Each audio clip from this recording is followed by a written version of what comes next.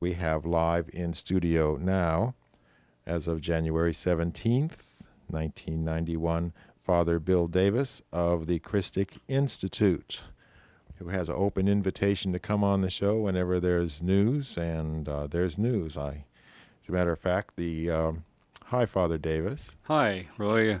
There's a little news, but I hope we can spend probably a good part of the time tonight talking about the war and its relationship to the issues that we've been dealing with. Okay, well, it does seem is part of Gore Vidal's favorite TV show this morning, the Keating 5 investigations. Somebody voiced during the hearings that, what's all this investigation and this stuff doesn't matter anymore because we're at war.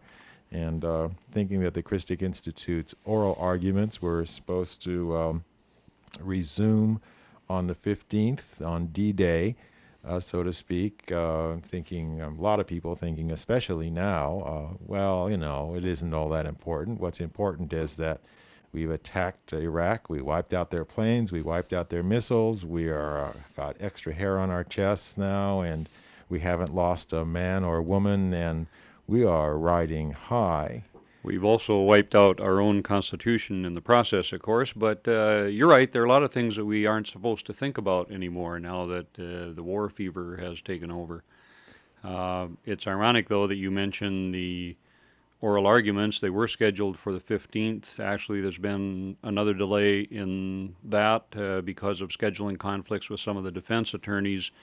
They will now be held on February the 25th. So we ask people to be patient and bear with us, another slight delay there. But the issues don't go away. And, I was just reflecting on the way over here and listening to that wonderful tape by Gore Vidal that you played, that really what's at stake here, what we've been trying to say for a long time with this lawsuit and in various interviews and right here on this program, is that we have a constitutional crisis going on. A crisis that most people don't seem to recognize or pick up on. A few weeks ago, as you remember, we tried to deal with the whole intelligence bill and the way a craven Congress was once again handing over its oversight functions, handing over its balance of checks and the balance of powers within the three branches of government, and basically selling out, giving over the power of the purse, and giving over the power to declare war. More recently now, of course, we've seen Congress once again pass a resolution where they basically gave to the president, or tried to give to the president, the power to declare war, which, of course, he didn't need and was bound to do on his own at any rate. But many constitutional scholars are saying that it was clearly in violation of Article 1, Section 8 of the Constitution. Congress is the only one that has the right to declare war, and they may not hand it over to the president or anyone else to declare as he sees fit. So that's kind of number one connection. It's ironic, too, that you should mention the SNLs and your reference to Gore Vidal there, that we aren't supposed to think about that anymore. One of the things that folks may have caught or may have missed, because it appeared in the LA Times only in the D section, the business section, on December 22nd, there was an article, appropriately enough, under the headline Briefly, a few little brief items that they had collected on that page. And the Briefly item, the second one on December 22nd, noted that the panel has now cleared the the CIA for any connection to the SNL failures. Well, what they did, of course, was they looked into it in their usual fashion. They went to the CIA and said, "Gee, were you connected with that?" And the CIA said, "No." And so without any kind of subpoena power, without any kind of questioning under oath, they simply took the word of the CIA for that. What's been going on, of course, is not just direct CIA involvement, but more frequently the off-the-shelf crowd. The Secord-Shackley network has been definitely linked now to a number of the SNLs that failed. They were using the S&Ls as a way of funding their Contra operation and God knows what else, getting unsecured loans from them. So I suppose technically one can say that it wasn't the CIA that was involved with the S&Ls, but certainly this privatized CIA, these off-the-shelf operators were involved, and it's not surprising that the House panel didn't really get at that kind of information. A panel chaired by Bielenson, who has shown himself all too compliant in this issue all along. I personally spoke to him once before this investigation began, where he assured me that if anything like this happened, it must have been back during Casey's era, and that nothing like that would be going on now.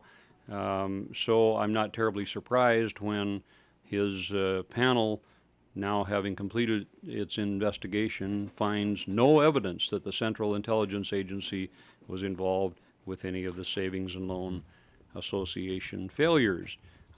It's further interesting that the committee's staff, the Intelligence Committee staff that looked into a lot of this, was headed by Daniel Childs. Daniel Childs is a former comptroller or chief financial officer for the CIA. And he's done this before. He's come out of the CIA and gone to the Senate Intelligence Committee to work for them for a time, then gone back to the CIA. Now he's come out again, or allegedly came out, to work for the House Intelligence Committee. So when this group of people find no evidence, it doesn't mean that the evidence doesn't exist. It just means that they didn't find it. So those brief items of update on the case, and one other, John Hull, our friend, is back in the news again, having fled Costa Rica illegally to avoid charges down there and lived for a time in the U.S. under no threat. He most recently, as many of your friends will note, went to Central America and showed up in all places in Huigalpa, Nicaragua, an area controlled by former Contras. And by the way, Hull allegedly fled Costa Rica because he said he had a need for advanced medical care. He has a very bad heart, according to him. I've been to Nicaragua a few times. I really don't believe and don't know of any other authorities who would say that Huigalpa, Nicaragua, is noted for its advanced medical facilities. But at any rate, when Nicaragua recently, a judge issued an order for his arrest there so that he could be extradited to Costa Rica, he has now fled once again and is back in the United States, where, of course, nobody from any of the law enforcement agencies seem to be looking for him, nor do the congressional committees seem to want to subpoena him, although Senator Kerry said at one time if he ever came back here, he would subpoena him and question him under oath. So, with all of that in mind, and while we're waiting to get subpoena power back so that we can go after some of these people, we suddenly find ourselves, of course, at war. And even the way that this war began has connections with some of the things that we've been pursuing in the Christic Institute lawsuit. For instance, the brutal kind of propaganda that has gone on about how we are doing everything possible to avoid war, and we have to bring this terrible Saddam Hussein to heel. A lot of that we now find was financed by a new organization called the Coalition for America at Risk. And some rather interesting people show up in that group. Among others is Christic defendant Major General John Singlaub, good old unreconstructed anti-communist John. He, along with other right-wing funders like Richard Viguerie and former U.S. Ambassador to Costa Rica, Louis Tams, a man who has already admitted under oath that he went to Costa Rica to help open the Southern Front, and we know that he and others were involved not only with the illegal resupply of the Contras, but with the drug traffic going through that country, and is banned for life from Costa Rica because of that. Louis Tams, Richard Viguerie, John Singlaub, and a number of other conservatives have put together a multi-million-dollar budget, and we're putting out on the airwaves and in the TV channels carefully placed spots, some 700 carefully placed TV spots, costing millions of dollars, uh, describing the murdered Kuwaitis lying in heaps and saying that they have to stop the Holocaust, etc. So it's no wonder that a lot of North Americans feel that the war was inevitable. One hears in all kinds of interviews, although I'm always concerned that some of these interviews on the street are, of course, carefully chosen by the mainstream media to give an appearance that I think goes beyond what the popular support is. Nevertheless, a lot of Americans, of course, are voicing expressions like, well, we've got to do what we've got to do, perhaps aping the president who said last Sunday on the White House lawn, when asked about those Americans who do not want war, his only answer was, "We've got to do what we've got to do." Uh, I don't quite see the logic in that, nor do I see the logic in the constant refrain that he has done everything possible to avoid war. People never seem to notice that the one thing we needed to do to avoid war is simply not started, simply not begin the war. The war was not inevitable. I'm convinced that it was not needed. The sanctions were working. Just recently, the one rubber tire plant in Iraq was forced to shut down for lack of materials. If they can't make tires and they can't import tires, it would seem to me that it's only a matter of time before they're going to have a lot of problem even moving their army around without any rubber tires. Um, and that's just one commodity. So, this rush to war and this popularized notion that we have to do it and we have to do it now was, I think, outrageous propaganda. It's obscene propaganda. And when I see that some of it was manipulated by people like General John Singlaub and Louis Tams, of course, one can understand it a little better. What we can't understand, of course, is a president who goes about mouthing such diplomatic phrases as the fact that Hussein is going to get his ass kicked. I think George Bush is kicking ass. I think it's our asses, though, that are being kicked by this kind of duping of the American public and having us pay for a totally unnecessary war where even if our boys don't get killed, there are thousands of Iraqis that are going to be absolutely wiped out. And Roy, the thing that I keep coming back to is that if we take our own rhetoric seriously, we have said that Saddam Hussein is a madman. I don't believe that, by the way, not for a minute. But let's grant the ones who say that, for the sake of argument, that it may be true. If true, then a lot of Iraqi citizens are being punished for something that their own mad leader, whom they did not elect and over whom they have no control, that why should they have bombs dropped on them? And one hears the racist argument that we need to do it quickly and massively and aggressively and from the sky so that none of our boys will be hurt. Well, what about 100,000 or so of the Iraqis who made no other error in life and have done nothing against the United States other than had the misfortune to be born in places like Baghdad? When I visited Baghdad a few years ago, I saw the scenes, ordinary people, working class stiffs, women, children, whatever, coming and going, and having very little control over their government in a situation that I think we are headed toward, given the present decline in any kind of constitutional democracy here. But I can't help thinking about those individual Iraqis. And when I hear such stupidities as we've got to do what we've got to do, or we need to get the job done with and get it over with quickly, without ever thinking for a moment, what does that mean? The job. And it's not Saddam Hussein who's going to get his butt kicked. It's going to be thousands of Iraqis who are going to have their bodies blown apart and their families blown apart, and all for this unnecessary macho kind of John Wayne approach that is so distressing, but is pressed upon the American people, I think, with a kind of force-fed ignorance that comes through the media. So, I'm sorry if I'm stepping on some toes out there, but I think that what we are doing is obscene. It was totally unnecessary. And I think the important thing that we have to keep in mind, though, is why would somebody like Bush do it?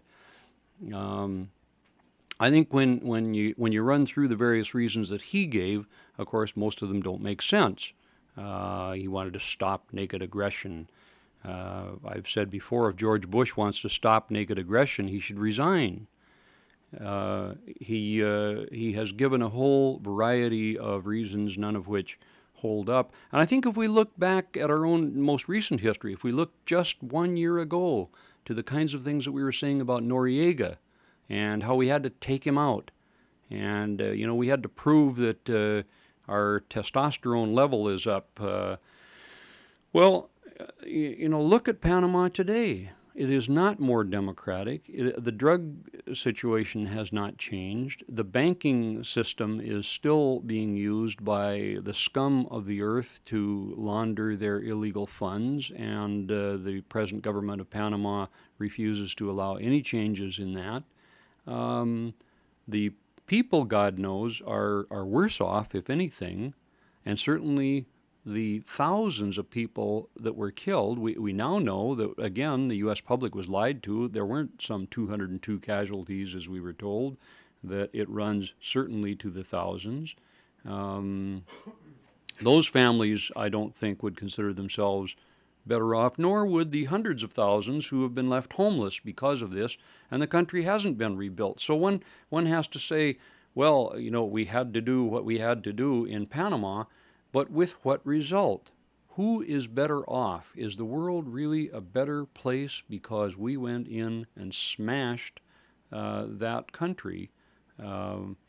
Sure, Manuel Noriega is in jail, but you'll notice that he hasn't come to trial yet, and I have my doubts that he ever will, or it'll certainly be a very truncated trial if he does. So, who is better off and what is the result of it? I think when we wake up the morning after Iraq, we will find that Bush and company have achieved their objectives very well. And their objectives are to anger the whole Arabic world so that for at least the next 10 years, we will now have the new enemy. We couldn't look to the communist world anymore because of the unilateral dismantling of the Warsaw Pact by Gorbachev and the collapse of the Soviet Union, and the military contractors, the people, the banks and the businessmen who really run the country were having apoplexy. They needed a new enemy. Noriega is in jail. That one had pretty well petered out. So we got the new demon, Saddam Hussein, but I think behind him they see now the future of this whole new Arabic enemy and the possibility of instituting further elements of the national security state, because the threat of terrorism, real and imagined, will be there. So we're in for now a whole new round of national security state type of maneuvers. So I think that, in a way this may seem a distraction from the Christic Institute's lawsuit, but it is not. It is precisely what we've been worried about and trying to get the public to look at and trying to get the courts to deal with. And we will get the courts to deal with a chunk of it. But it's very clear that the forces we are up against are not standing still. They are moving, I think, in some very obscene ways. And my heart is heavy tonight, particularly for the innocent people of Iraq. But I am also concerned about the people in this country who love democracy and who really want the Constitution, this frail experiment in government by the people. Are we losing it? Is it getting away from us? I think the events of the last few days would indicate that we are. Let me just close on one very hopeful note. I've been to several of the demonstrations lately. It was amazing to me how they mushroomed all across the country on very short notice. I think that in the next few days there will be probably even more demonstrations, although many people are disheartened over the invasion. I would simply say, let's not give up yet. Let's not give the country over to this crowd of national security state experts with their off-the-shelf enforcement mechanisms. I think we can still expose these people and take them out, because their support is not what the press would claim it is. It may be very wide, but it's only a half an inch thick. And for most of us, the kind of brutal activity that's gone on these last few hours is an indication that we can no longer allow this to be kind of a sidelight in our life. If we want our country to be what it is supposed to be, and if we want our world to be a human place, then we've got to move it, and the time is short. Okay, thank you, Father Davis. You have a few minutes to take Yes, I do. That'd be great. a few phone calls if you want to talk to Father Bill Davis of the Christic Institute. And the Christic Institute, by the way, of Los Angeles is, if you want to put a shoulder to the wheel, they're at area code 213-287-1556. Yes, and maybe if I might, if people want to call that number, there is one rather interesting new publication that we have that I didn't bring with me tonight, but folks can get it by calling that number. It's by Peter Dale Scott, who is, as most of you know, is a wonderful academician and careful documenter of the kinds of things that we've been talking about. He has a new book that's coming out in a month or two. It's called Cocaine Politics. It's about drugs, armies, and the CIA in Central America, by Peter Dale Scott and Jonathan Marshall.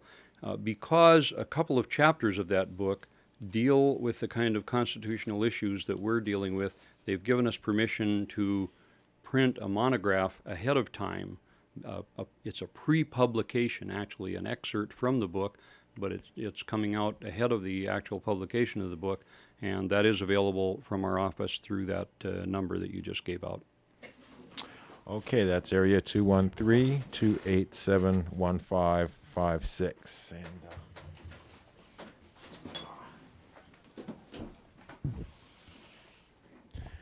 I think, you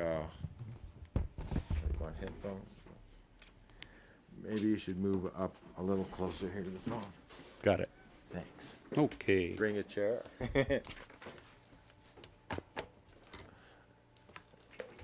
Hello. Yes, hello, Father. I have a question and two comments. Are you aware that Saudi Arabia, Kuwait, and the Emirates have poured hundreds of billions of dollars into the U.S. Treasury over the last month or so?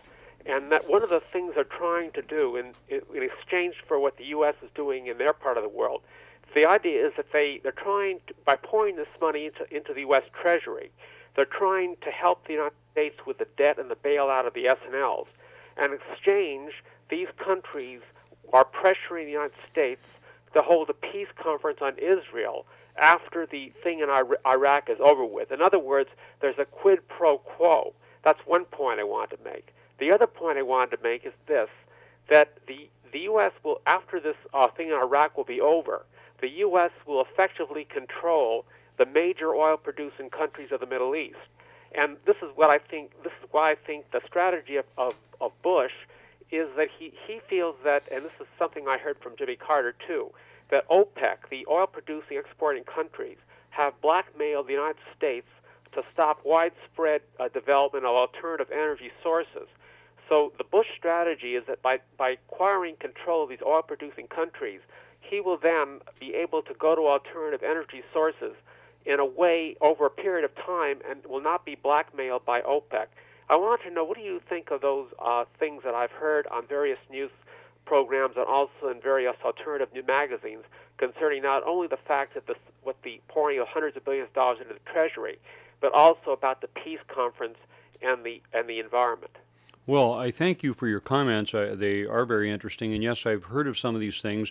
I would say, first of all, with regard to the money and the S&L question, that's a whole area that needs so much more investigation. It's very clear from Pete Bruton's articles and from a number of other sources that something is swimming around in there, and for that to get a cover-up by, again, a bumbling congressional committee that refuses to even go after it with subpoena power is absurd. We've got to follow the money. We've got to follow the money that went through the S&Ls. We've got to follow the money, as you suggest, that may now be coming in to bail out the S&Ls. And certainly banking interests are a major force deciding what is and is not done in the world. The other point that you raised, though, I find is even more interesting. I don't know how much alternative energy fits into this. The modern cry on the street, of course, is no blood for oil, and the assumption is that the fighting in Iraq and Kuwait is primarily over oil. I guess I don't really want to quarrel with that, but I certainly want to expand it. I don't think it's just oil. Bush and others, as you suggest, there are other sources, there are other ways of getting around that problem. I think what it's about is power, and especially the power that goes into the banking community and that goes into the military contractors. I tell you, they were having apoplexy with all of this talk about a peace dividend and cuts in the weapons system. And you don't hear that kind of talk anymore. What do you think about the peace conference with Israel? Do you think that the Arab countries, the ones that are now allies of the United States, are going to pressure the United States to hold a peace conference on Israel after the Iraqi thing is settled? I don't know. I would hope that there could be some kind of comprehensive look at that area. I don't personally see any kind of possibility of even a modest peace until the Palestinian question is dealt with. So I do think that that's a part of it. But there are so many theories floating around about, Israel is going to be scapegoated in this whole thing. It has been already in many ways. I hope that, one of the things I think we can push for and help to get on the boards is some kind of comprehensive look at that area and some kind of international peace conference to deal with the multiple issues in the area, no matter what happens to Saddam Hussein. Everyone says, Saddam Hussein didn't move into Kuwait to help the Palestinians. Yes. And I think that's probably fair enough. But we didn't move into Saudi Arabia to stop nuclear weapons either, like we are trying to pretend we did. So let's get past these pretenses and get to some kind of comprehensive international attempt to settle the problems in that area, because it's very clear there have been great injustices on every side of the question. There's been a lot of intrigue and a lot of deception, and we've got to find a better way. Well, I personally believe that Israel is right in its way and the Palestinians are right. You have two groups of people who both are right in their own way. And the fact is that that's the real problem, because I think Israel has a right to exist and the Palestinians have a right to their government. And so if there is a peace conference, it'll have to deal with that question. And I feel that you have two peoples there that both are legitimate, have legitimate feelings. Yes, and just one further aspect to it. Thank you. It seems to me that we do need that kind of thing, and it needs to be under international supervision. It can't be, the New World Order dictated by the czar of the White House. One of the dreadful aspects of this whole Persian Gulf crisis is that everyone is now touting, a lot of the press is touting the wonders of the UN, which is finally acting as it's supposed to, never noticing that the only reason the UN has been ineffective the last few years is that the U.S. has been vetoing almost every effort to get any kind of new approach to Israel. They've been vetoing any kind of resolutions that would force us to own up to our own criminality in Central America. So let's not ignore the cynicism that's present in the newfound aplomb going to the UN, but at the same time, I think the UN and international approaches to these problems is the only way to get around some of this factionalism. Hello? Yes, there was an article recently in the LA Times about what constitutes a just war, and St. Augustine was quoted as saying, "A just war assumes that that all avenues of peace have been tried, and that's not the case with this war. There were other options, I mean, there could have been a military blockade if the sanctions weren't working as they were, and there's debate about that. I mean, we could be trying a military blockade. That would have been an act of war, but not as violent as what's going on and what's going to be going on in the near future. It makes it seem like this is a naked power play by Bush, and yet I can't view the world in such black and white terms. Can you comment on that? Well, it may seem like it's a naked power play because it is, and I don't think it's just by Bush. I think it's by this whole, the banking interests and the military contractors, and there are lots of interests at play here. But getting back to the just war theory, yes, I think you're exactly right. There certainly were other alternatives open. One alternative is for us to simply not start the war at this time. It's clear that the sanctions in many ways are working, and it's clear that Saddam Hussein was being isolated in many ways, that he was not getting stronger and digging in, as some of the voices were saying. He was getting weaker. I pointed out earlier that thing about the rubber tires, and that's just one commodity. And do you think those who were supporting this war were blind to that, or were fully aware of that? It's hard to ahead despite that. It's hard to say. There's such brutal propaganda out that perhaps many people have come to believe that the sanctions weren't working and we had to do it and all that sort of thing. But where they get this, I don't know. I can't get inside their minds. But just one further point on this just war business, I think that the main thing that was not done was diplomatic efforts. The impression was given that all kinds of diplomatic efforts were made. That's nonsense. We went over and issued ultimatums, which we knew that he wouldn't give in to, and any truly diplomatic efforts were systematically avoided. So that's one thing that wasn't done. But the main thing that wasn't done was we simply didn't wait long enough to allow the sanctions to work. And I find it it's obscene. I personally have a lot of trouble with the just war theory, not as it was originally formulated or even as it was sometimes applied, but when you look at modern warfare, where you have, for instance, airplanes dropping bombs from a 30,000-foot level, as they are this very minute, over the city of Baghdad, and they'll use terms like surgical strike, again, which is a total prostitution of the language. Surgeons do not drop bombs from 30,000 feet to cure illnesses. There's nothing pinpoint about it. I just don't think that the conditions of the just war can even be met anymore, given the technology of modern warfare. So this is not a just war that we're into, and if it seems like naked aggression to you, maybe that's because it is. Well, those sanctions were not expected to start working really effectively until April or maybe the end of the year when they started. Nobody was expecting them to be fully crushing Iraq by January. That's right. And but even if they didn't force Saddam Hussein to leave Kuwait, the damage has already been done to Kuwait. What's the problem with allowing that situation to go on for several years? There is no have to, that we have to invade because the sanctions didn't work quickly enough. Where does this have to come from? It comes out of the White House and out of those who have to have this kind of enemy and creations of enemy so that they can maintain their levels of military spending. And profits. Hello? Hello. Yeah, I think that George Bush has accomplished much more than Hitler ever dreamed of accomplishing.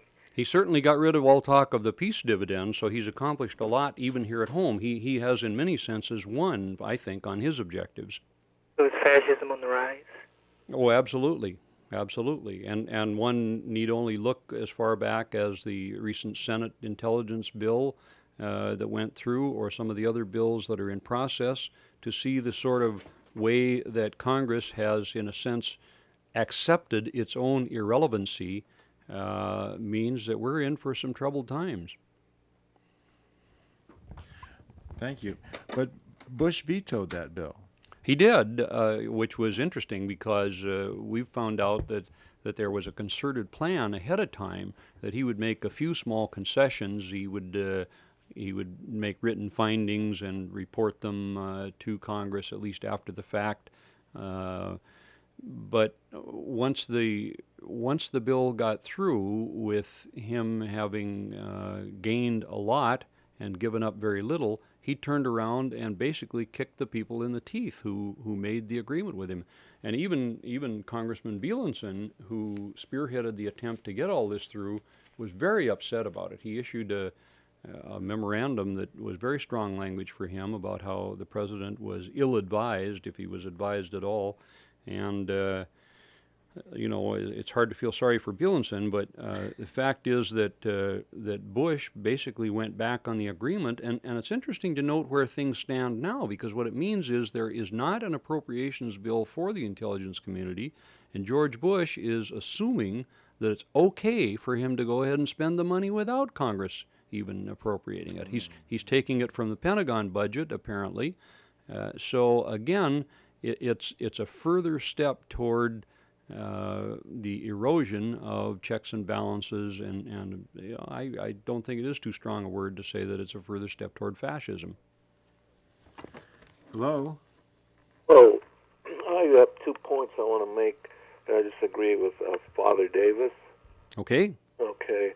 First one is that our constitutional rights that we're losing, the common man is losing, you're saying. He has always lost those rights here in America. He's never had those rights. It's not a new thing. Yes, but I think it's a matter of degree, if I may interrupt. I think you're right. I would agree with you. We've never had, full equal rights. The Constitution didn't even accept women or slaves or all kinds of, But who's had the rights? Business, always business. Business always has, rights, and but they still have them today, and they've always been subsidized. That's right, but there's always been I agree with you, but at least there was a modicum of democracy and a modicum of government by the people, which is now on the wane, I think. So it's I don't. Example of that modicum, and you're talking about, take KPFK for instance. After 10 o'clock, they could play stuff that some people would consider pornographic, but once the government found out about it, they cut it off. So now they can't even play it any time. Yeah. Well, yeah. There's no doubt that one play it at 6 or at 7. One can look through our whole history and find violations of the so-called rights that we thought we had. All I'm saying is that I think that the absence of those rights and the erosion of those rights is getting dramatically worse. And the other point I wanted to make was that the American military, Bush built up the Saddam, that he was a Hitler, that he was powerful, he had tanks and army, he had everything.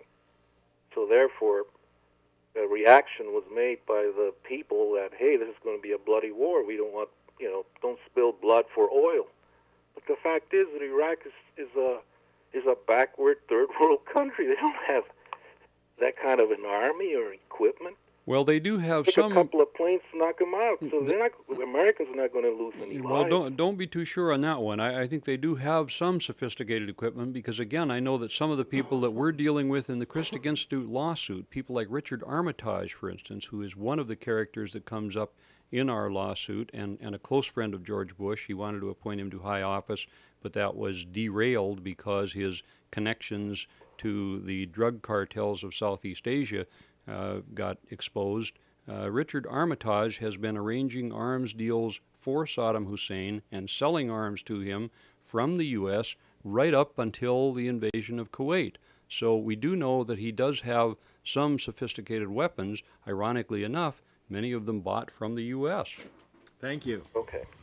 As a matter of fact, Ross Perot was talking on the Larry King show about the U.S. trying desperately to get Saddam Hussein some supercomputers Yeah. through Brazil. A very After we had troops in Saudi Arabia, after August, the U.S. was still trying to get the computer to Saddam, and that was stopped by the CIA and the Pentagon. Yeah, it was. I heard part of that. I found it fascinating that even Ross Perot, a businessman like him, was against our, going in there with military might, and found lots of reasons why we should have taken more time.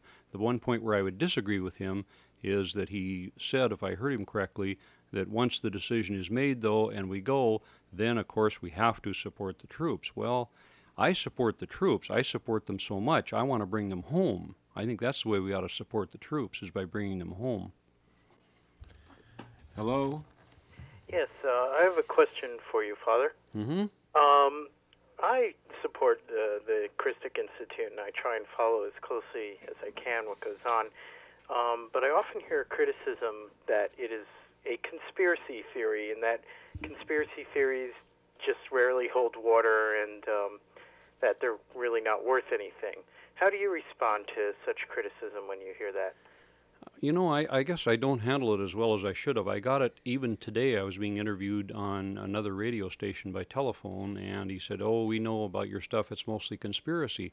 It bothers me that people say such kind of nonsense because, frankly, I don't think it is conspiratorial. I personally always try to take the least conspiratorial explanation that I can for something. I think what we have to say is, the Christic Institute has never held that this is some kind of cabal that are tightly organized and have like a board of directors, and things are done by a small in-group. We recognize that there are many, many forces that come to play: banking forces, intelligence forces, drug dealers, et cetera, and they can sometimes move into consort with one another and sometimes not. I don't think that's particularly conspiratorial. I guess finally, I would say to those who accuse us of being conspiratorial is, what are you, a coincidence theory? I mean, when people like Richard Secord and Theodore Shackley keep turning up in a whole variety of theaters, most recently the SNL scandal, do you think that happens simply by some kind of conspiracy? I may not be a conspiracy nut, but I've long since given up being a coincidence nut. That's great. That's a good argument. I'd also think that what I usually try and add when people accuse me of supporting conspiracy theories is that there's documentation. A real conspiracy is kept absolutely secret. If you believe that there's people who are really conspiratorial, they would not let on who's in the conspiracy or why or anything else.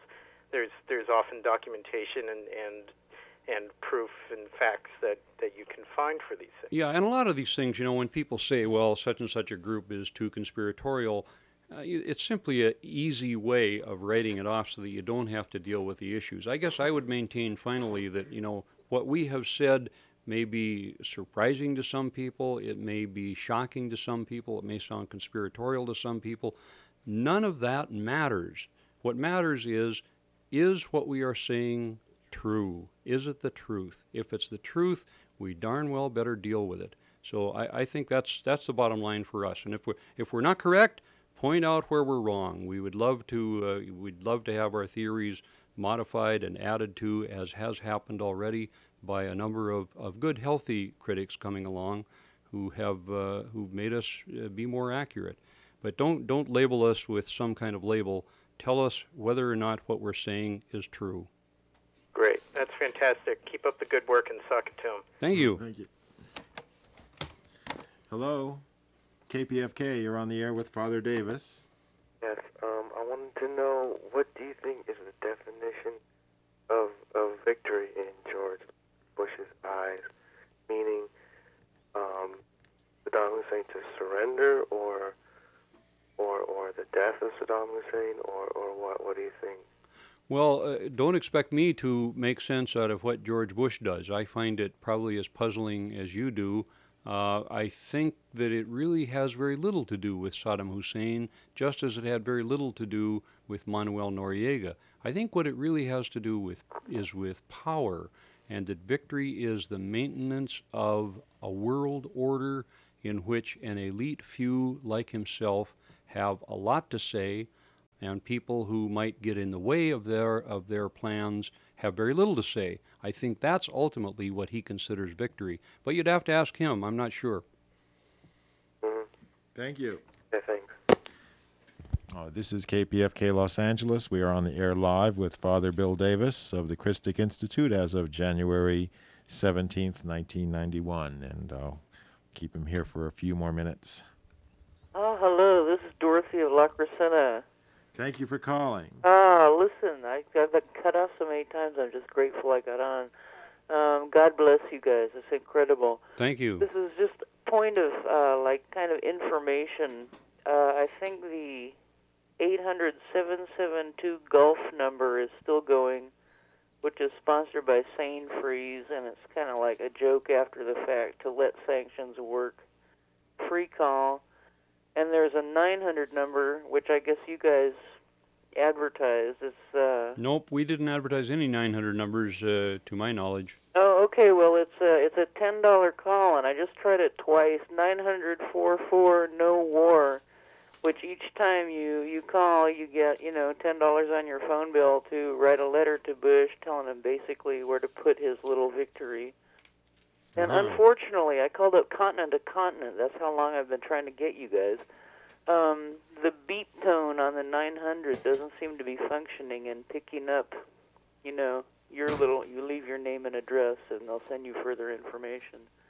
But so anybody that wants to risk it, those are two, Anyway, thank you very much, and good night. Okay, good. Yeah, thanks for the information. We have an 800 number to the Western Union office, which then you can get a pre-written message to go to your congressperson or senator and so on, and those messages will be changed and updated regularly so that it will fit the current crisis. Those numbers can be obtained through our office, though, by anybody who's interested. Hello. Good morning. Gore Vidal proposed a new constitutional convention. Then a question was raised if the Bill of Rights would survive a constitutional convention.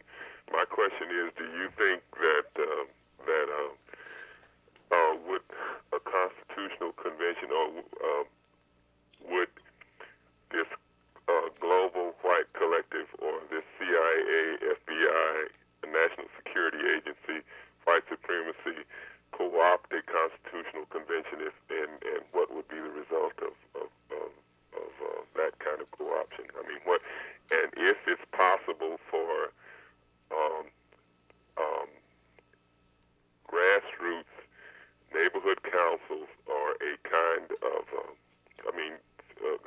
would that be a kind of in-run way to go to empower people, to oppose, to politically empower people to oppose these kinds of things that, like Bush's wars? Yeah, I think we have to. I agree with you. There are some real fears and worries about going to a constitutional convention. I think it would bring out of the woodwork the prayer in schools, stop the pornography kind of people that would be manipulated by many of the others who are really into a national security state. I think rather than risk all of that, I would prefer to take the Bill of Rights which we have, which certainly isn't perfect, but it's not bad, and let's insist that it be followed, and let's insist that the rights be respected, and let's insist that we get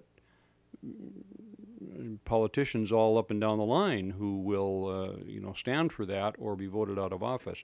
I think there's a lot more to be gained by hanging on to what we already have and putting it into practice, rather than going for something new that could open a can of worms that we don't know where the bottom will be. Okay, last call. Hello. Hi, this is Camila from Los Angeles, and I want to say I really appreciate having Father Bill Davis on the show. I had a question, and I know you might not be an expert in this, but last night Roy had tape from a guy named K.C. DePass, and he was saying that he felt that one reason this was happening was the influence of the Sabah family over the U.S. banks. That the banks are so shaky that if they pulled their money out, they could really destabilize the banking system. Mm-hmm. And I was wondering if you had any thoughts on that. Well, it's ironic you should mention that. We were just talking about the tape, and I'm going to take it home with me and listen to it, thanks to Roy here. But I have heard from other sources that not only the banks but the insurance companies are in almost the same kind of shaky status that the S&Ls were a couple of years ago. So it's true about the insurance companies. Yeah, so I think a number of our institutions are in a lot shakier status than we would like to believe, and of course that always opens the possibility that they will be manipulated by the people who are who have this kind of messianic complex that they know what's best for us, and they will simply bypass the ordinary constitutional processes and legal processes and do whatever they think needs to be done. That's a constant worry on my part. I don't profess to be an expert on the banking system, but again, I do think it's something that needs to be studied. I know that following the money, as they said back in Watergate, follow the money. That'll tell you what's going on. We need to do that with the money that the S&Ls squandered. Where is it? It's got to be somewhere, and we shouldn't pay the bill for that party, which we were not invited to, until we find out where the money went. And we should also look at the banks and the insurance companies. So keep up your curiosity and your research. I'm afraid I don't have many answers for you on that one. Okay, thank you. Okay. Bye. Okay, well, thank you, Father Bill, for coming down and sharing the latest news. And I personally have to say I'm particularly glad you were here on this very dark day at the beginning of the war with Iraq. And I take great comfort whenever I see anybody who's been in the struggle for peace for so long and so successfully, and to exchange energies with you. Always a pleasure to be here, Roy, and thank you for inviting. And the Christic Institute, again, Los Angeles chapter, area code 213-287-1556, 287-1556. This is KPFK Los Angeles.